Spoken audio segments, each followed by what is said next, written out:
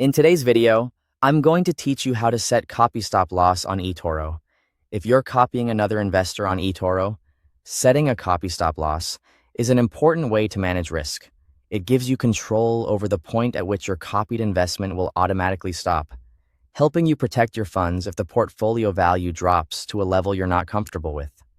In this walkthrough, I'll show you exactly where to find this setting and how to update it.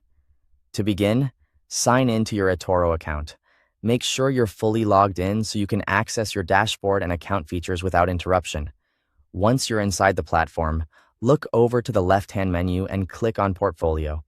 This is the area where you can view your current investments, including any investors you're actively copying.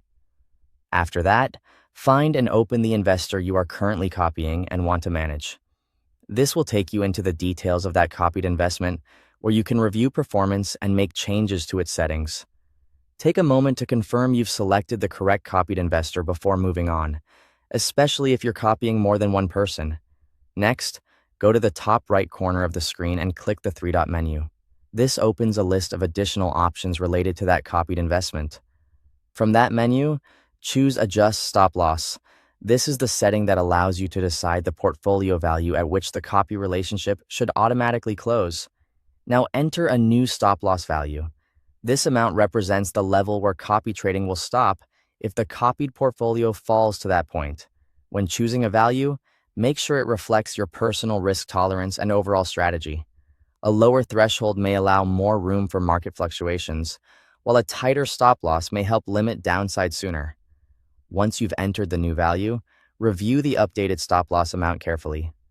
This step is important because it lets you confirm that the number is correct before applying the change. Double-check that the setting matches what you intended and that you're comfortable with the protection level you've chosen. When everything looks right, go ahead and save the changes.